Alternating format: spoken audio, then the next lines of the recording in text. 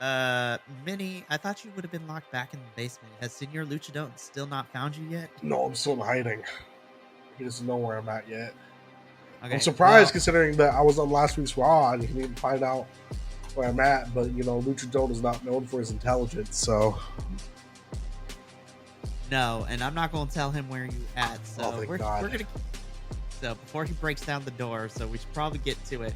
But hello, all you Biconics wrestling nerds out there, and welcome to another rendition of the Raw Squad Reviews, your weekly WWE Monday Night Raw review. I am one of your hosts, Mikey. Joined with me this week, and for the second time in a row, Minnie, which I'm happy to have back as always. We're just gonna get straight to it because there was a lot this episode. We want Cody. We want Cody. We want Cody. Let's just start there because we got a taste of how the rest of the night was going to go. So we start off this whole entire episode, Monday Night Raw, and we're gonna kind of go beat by beat. So Seth comes out to kick off Monday Night Raw. Then Cody comes out. And essentially, Cody and Seth go back and forth with saying, look, Cody didn't say straight anything. To the chase. I've been in your place. Yeah, he was just standing there the whole time. I was just like, when I say back and forth, it was just mostly him listening to Seth. But Seth's like, look, I'm going to cut straight to the chase. I've been in your place before. Seth did his best to try to pivot from the fallout that was Friday Night SmackDown because Seth says to Cody, I need this match. I need to know I'm the best, and I need to test it against the best. And then Drew McIntyre comes out, and then basically Drew speaks to how everybody else on the internet is feeling. He says, I think I speak on behalf of everyone. What the hell is this? He showed his new CM Punk meme shirt with the tombstone that I love it too, with the tombstone saying CM Punk's 2024 WrestleMania is on the gravesite, and then it's like Drew McIntyre's face cropped onto a person's body, giving the peace sign in front of the tombstone, which was great. And essentially, Cody still hasn't said anything. He didn't decide anything. And so Drew just ends this thing with attacking Seth, Cody for the save. And then, Cody didn't say that he was going to face Seth either. Honestly, I'm hoping that we're building towards Seth versus Drew versus Sammy, which we'll talk about later for a triple threat with this title. Who knows what we're doing anymore for WrestleMania? So Cody posted on Twitter. He said, I see y'all's support. I really appreciate it. He said, just watch. So apparently they're having this big press conference thing on Thursday. Cody and The Rock and Roman will be there. Mm-hmm. It's on Peacock, so I'm assuming that one of us will wind up watching it. Knowing us, we'll figure it out. Because I'll probably end up watching. Well, depending on what time. I think it's later in the afternoon. But yeah, I'll be at work. But I'm gonna try to watch as much of it as I can. But yeah. That's where I'm hoping we're going to get the answers we want, but this is really big, this whole Cody versus Roman thing, when George Kittle came out and was talking about it during the Super Bowl presser. I saw that. And it's been all over the internet and everybody's pissed. So if you listen to us and you're pissed about us, we understand it. Please stop with the death threats. Please. The Rock's daughter was getting death threats, so she's not even involved in it. Yeah, even Rain was getting death threats about this. Let's knock all that off. We can be pissed about it. We just take over the shows like we did for Daniel Bryan. Yes, exactly. But I mean, we saw a little bit of this too, because we saw people with the signs of hashtag we want Cody, the Rocky Sucks chants. I don't think I was seeing the WWE was not ready for the Rocky Sucks chants. Did you hear Michael Cole? Michael Cole, they're doing it, and Michael Cole goes, "What is this? 1996?" I know. We gotta love it. But yeah, Cody just not having to say anything. I am very excited for WrestleMania this year because of how unpredictable everything is. Obviously, injuries play a part in it, but everything is very unpredictable in terms of the main title matches and who and what we might end up getting on the card. But this will not be the last we see of Cody and Drew, because we'll talk about Cody when we get to our main event. So then, the next important thing that happens is that we have a fatal 4-way between DIY, the Creeds, the New Day, and who am I forgetting for the other one? Imperium. Oh, and Imperium. Because the winner of this match goes on to face Pete Dunne and Tyler Bate on SmackDown this Friday, and the winner of that tag. Did you hear that, Michael Cole? Pete Dunne. He messed it up and said Yes. Butch, and he's like, wait, I mean Pete Dunne. Yes, I was like, bro, he has changed his name back to Pete Dunne for the last 2 weeks. If you watch you are on SmackDown, Michael Cole. You have no excuse. Also, I have questions after we're off air about what happened at Vengeance Day for NXT. Okay, me and you will talk off camera really quickly. So, the winner of this match goes on to face Pete Dunne and Tyler Bate this Friday on SmackDown, which then the winner of that match between DIY and Pete Dunne and Tyler Bate will go on to face the Judgment Day at Elimination Chamber for the tag titles. This fatal 4-way was a banger. Like, this It's match of the night. Easily match of the night. Definitely. All 4 teams killed it. And I was just it was chaos. I didn't know who was in half the time. But watching the Creed brothers, I don't remember who it was, just fucking belly to belly, belly to belly, belly to belly, belly to belly, double belly to belly. The match was awesome. This match ruled. DIY picks up the victory. And they're going to face Pete Dunne and Tyler Bate this Friday on SmackDown. So we get to see more amazing tag team action. I can't wait to talk about that on Friday Night SmackDown. So then we head into our first women's match of the night, Becky Lynch versus Shayna Baszler. It was announced earlier in the day via social media that over the next couple of weeks, there will be some qualifying matches for the women to enter the chamber. And this year's Women's Elimination Chamber, the winner of that match will go on to face Rhea Ripley for her title at WrestleMania. So this was the first qualifier where we saw Becky Lynch versus Shayna Baszler. I gotta be honest, this was not my favorite match with either one of these because Becky tried to keep tapping her out the whole entire time with the disarm her. I'm like, Becky, come on. This is Shayna Baszler. This is like the queen of submissions. I'm going to keep a buck with you. All 3 women's matches, I mean, the tag match was okay, but all 3 women's matches, they were sloppy. They were sloppy, and, you know, the crowd was kind of dead, and which I wasn't I was surprised with Becky because usually Becky gets a pop wherever she goes, but like the crowd was dead for a lot of the women's matches. But the crowd was dead for anything that didn't involve Cody Rhodes and Jay. Yeah, it was crazy. But Becky ultimately beats Shayna Baszler. She will be heading to Elimination Chamber. So this match was okay. This was sloppy. It was weird. Not the best match between Shayna and Becky. And ultimately, I still hold fast to the fact that Becky's winning that chamber. And to go she has to. I don't know who else. The only other person I can see get close to that kind of win will be Liv Morgan.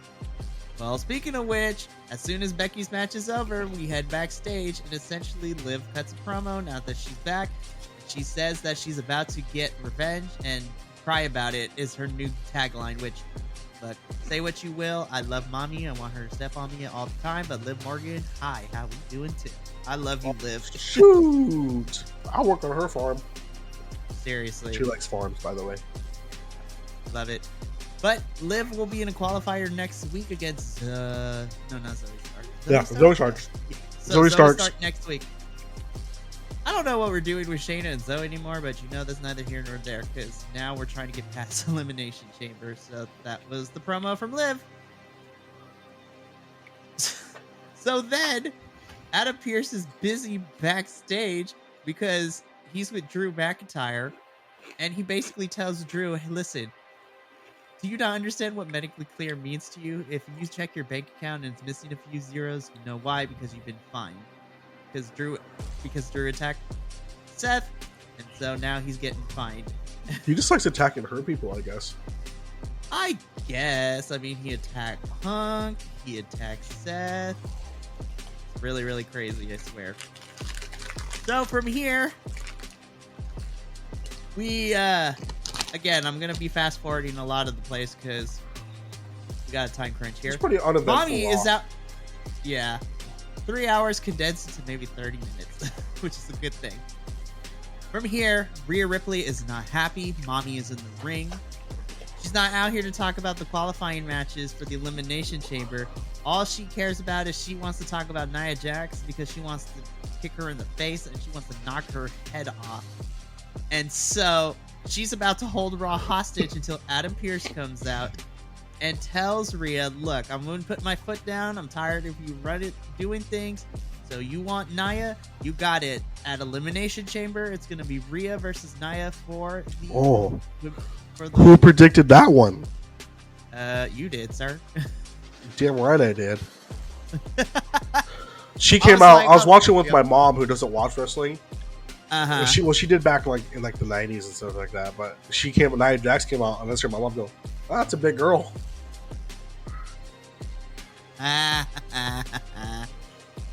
But it is official. It's going to be Rhea versus Nia, and this little segment ends with Rhea and Nia fighting each other in the ring. Rhea looking to take off a couple years off of Nia's lifespan with the way she was punching her. Yeah, the Nia just sat on her. Yeah. I mean, let's be honest. I think it's cool because Rhea actually gets to have a match in her home country of Australia. Oh yeah, they had to find out that Nia Jax is also from Australia originally too. She was born in Sydney, Australia. Huh. That makes sense why you put them in a match. Honestly, I think it's going to be a fun match for the crowd there. Rhea gets to perform in front of her home's, continent / country, kind of the way that Zelina Vega did when she went to Puerto Rico for Backlash last year. I just wonder, I know Mommy's strong. I just don't know if she can hit a riptide on Nia Jax. Oh my gosh, though, if she does, I may or may not If she does, my eyes will be feasted. I gotta find a body pillow. I'm just kidding. I mean, look, we're very open here at the Iconics. Like, me and Minnie here love Mommy, and she's just very, very strong, and we're not afraid to admit it. From here, we get a quick little match. Ivar and Valhalla versus Akira Tozawa and Maxine Dupree. This is another sloppy little woman's portion. Maxine needs a lot more work before she gets thrown out there for matches. Yeah, and I'm just like, I've been loving this storyline between what we've been getting with Tozawa, Maxine, Valhalla, and Ivar, but this was not my favorite iteration of these four. No, this is one of the very few matches Ivar's had where I'm like, eh. Because normally we love Ivar's matches. Oh, yeah, it wasn't even Ivar and Tozawa's fault. It was one person's fault. But really not. Yeah, Maxine is still very green. She's still so green. I love Maxine and I love her in Alpha Academy, but yeah, she needs a little more work. Her in-ring work needs work. Her promo skills and her talking and her acting, those are fine. She just needs more in-ring work. Yep, definitely. So then, I guess R-Truth's shenanigans have just defeated the Judgment Day. Because essentially, they're first talking about how they need to leave Rhea alone because she needs to heal her head and whatnot. JD says, I have a match later tonight. And then Truth comes in and JD's like, Truth, you're lucky I have a match next. I would have wiped the floor with you. And R-Truth is like, "¿Qué pasó? What's up, fam? You've been wiping the window seat." And I guess R-Truth is now in Judgment Day again. Because they gave up trying to beat him out and throw him out. They're just like, you know what? He's here. Let's just accept it. Because Damien, I think this is going to end up in a match. There's going to be an R-Truth versus Damian Priest or something at some point. It's got to at some point, man. It's got to. I love Truth so much, though. He makes everything so much fun. That he does. That he does. And he made it even more fun. So we get JD McDonough versus The Miz next. And R-Truth comes out to sell t-shirts. And then he decides, you know what, JD? We're part of the Judgment Day, so I'm going to give you some money. So he actually gives JD a cut of the t-shirt money, which is enough to distract JD for Miz to hit the skull-crushing finale for the win. I'm telling you, I think we're getting Awesome Truth versus Judgment Day at WrestleMania. Yeah, in whatever capacity this is. Probably. Honestly, It's I'm for the not tag team upset about it. championships too. Honestly, if it's for the tag titles, I'm not gonna be upset about it. R-Truth is like one of the best things going on in comedy wise. And then things get even crazier. Adam Pearce is backstage, with Imperium. Basically tells them y'all need to chill. You need to relax. And then Braun Breaker comes in because this is continuing from Friday Night SmackDown, where Nick Aldis was trying to sell, sign Braun. But then Adam Pearce is like, come visit Raw to see how it checks out for you. It's really interesting since, at Vengeance Day, Baron and Braun Breaker won the Dusty Cup, so they have a tag team championship match at some point. The point is that I feel that Braun probably fits better on Raw. I think that would be a better place. And then we send Carmelo Hayes to SmackDown. I think that's where both of them would fit perfectly. Braun on Raw and Carmelo on SmackDown. Yeah, but we got to see what's going on with NXT, doing what just happened at Judgment Day. Vengeance Day. Yeah. Stay tuned for the review later this week. It's going to be good. Me, Will, and our new co-host, Andrew, are going to be reviewing it, so it's going to be fun. Tell me about it, because there's a lot that's happened within the last week. There's a lot of stuff. There was a lot of commercials for about Vengeance Day on Raw. Oh my gosh, it was crazy. But speaking of things and big moves here, Gunther's in the ring to celebrate his 600 days as IC title. He basically says it doesn't matter how long he holds this title, there is nobody left in the locker room to challenge him and is an actual threat. And then out comes main event Jey Uso. I never get tired of, first of all, seeing the crowd be so behind Jey as they are. He's the only Uso that's not getting booed out of the building right now. He's the only... Well, this is the only person that was getting some sort of crowd pop that wasn't named Cody Rhodes. Exactly. So essentially, Jey says that you haven't fought me yet. Gunther does some backhanded compliments saying you are one of the most decorated tag teams. So you only had to put in 50% of the work. I 100% got this, on my own. And then Jey ends this little segment with the fact that then you're about to get 100% of this work. Then a fight breaks out. New Day comes out for the save. And this sets up a 6-person tag for next week.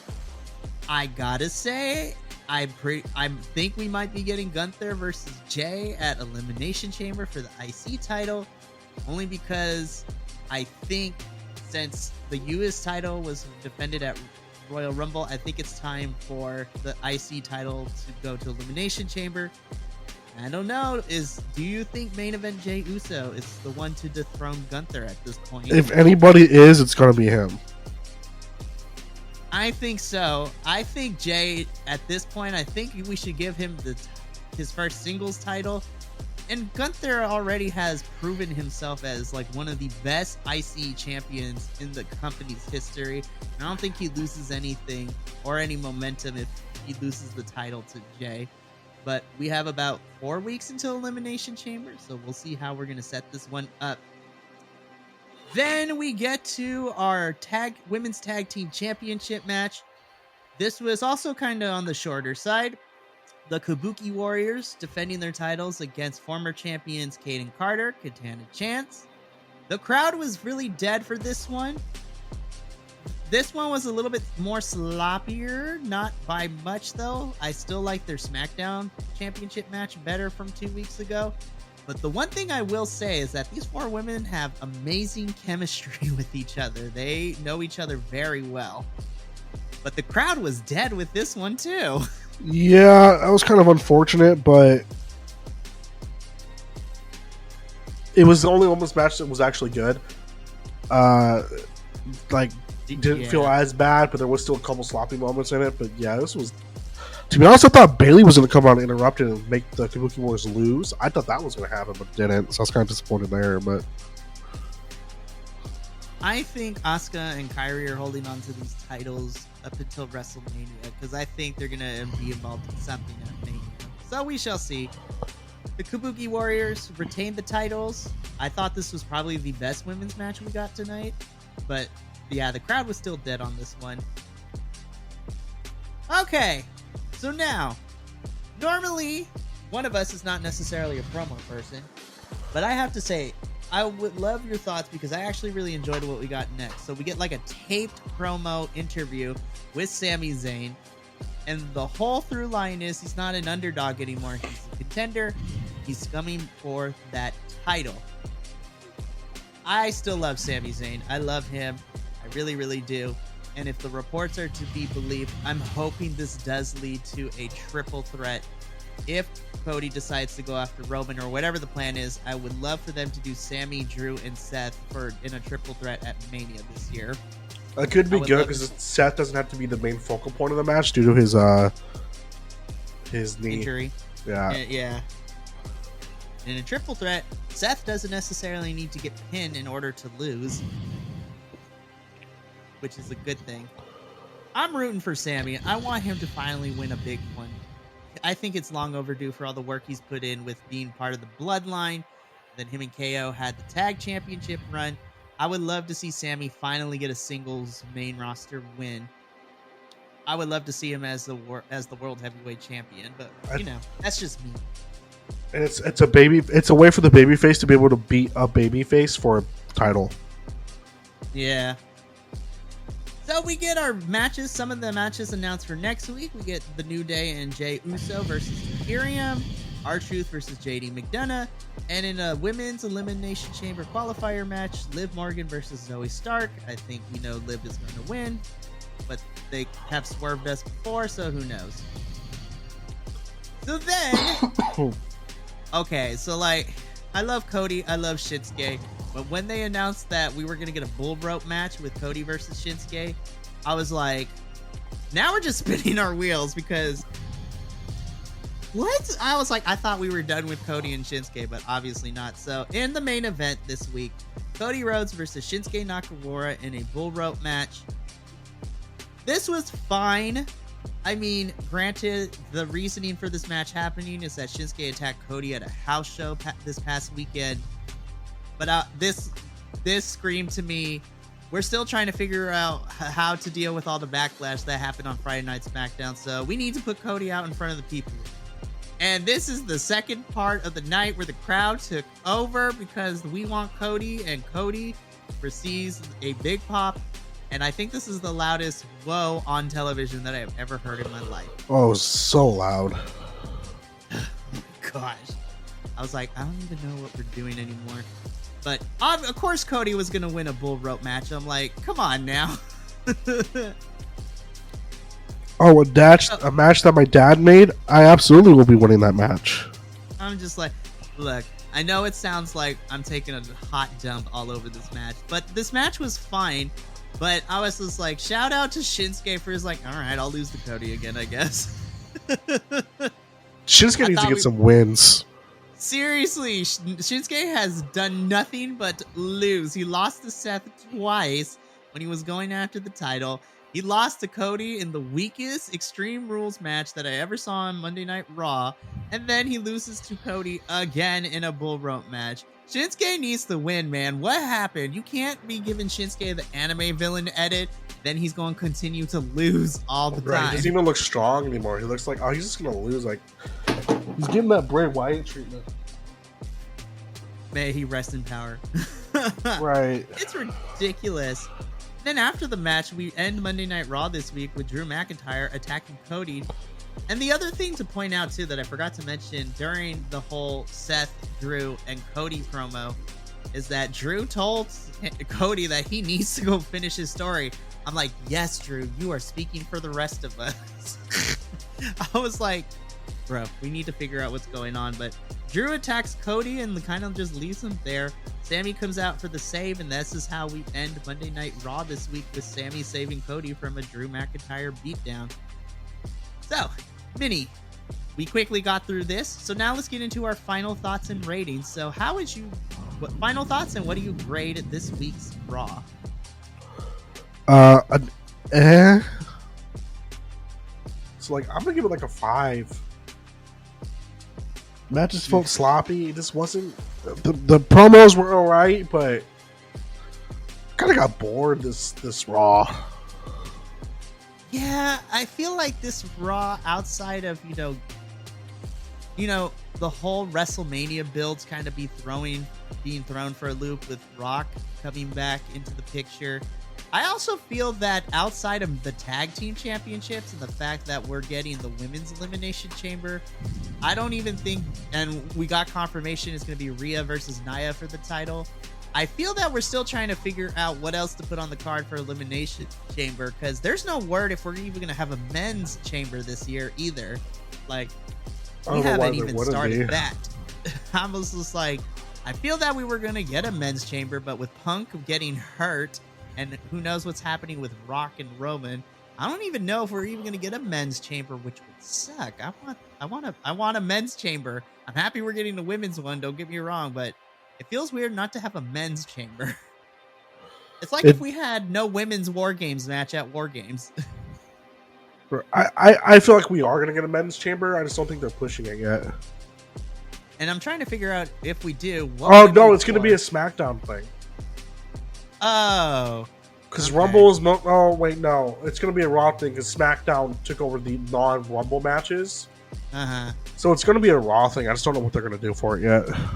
We'll see what happens with all this. But yeah, I have to agree with you, my friend. I'm going to give this like a 5. Like a meh out of 10. It wasn't horrible. Like, listen, the Fatal 4-Way to see who faces Pete Dunne and Tyler Bate on this upcoming Friday on SmackDown was the best match of the night. I'm excited for the prospect of Jay versus Gunther, but everything else was just okay. Like, I wanted more from Becky versus Shayna. The Women's Tag Team Championship match was done dirty because the crowd didn't react to it very, very strongly. And the other matches were just okay. But, we have about 3-4 weeks until Chamber and then 8 weeks until WrestleMania. So we're about to be in the thick of it, my friend.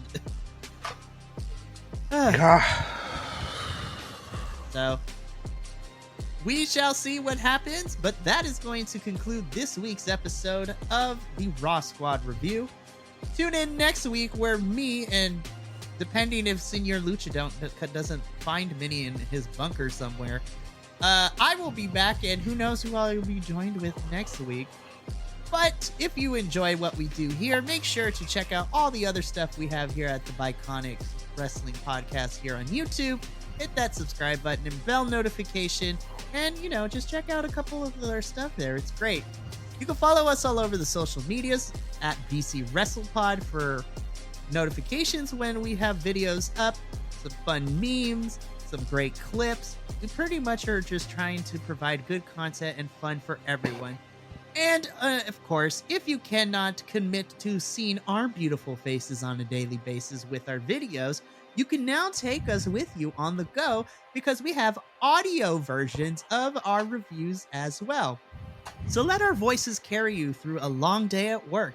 If you need something to play while you're studying for that midterm, or if you are taking care of business on the porcelain throne, we don't care. We just want you to hear our beautiful voices carry you through whatever task you got going on. That is going to be it for us this week for Raw Squad. From myself and Minnie and the rest of the Biconics boys, remember, take care of yourself, love one another, and as always, stay Biconic, all you guys, gals, non-binary pals, he, she, theys, and gays of the internet. We will see you next week for another Raw review. But until then, ta-ta for now. Thank you so much for tuning in to another Vibe Tribe production. What's gonna happen next time? Well, you're gonna have to tune in to find out. But until then, remember, take care of yourself, love one another, and as always, make sure that you keep the good times rolling. Thank you for being here, and we'll see you next time.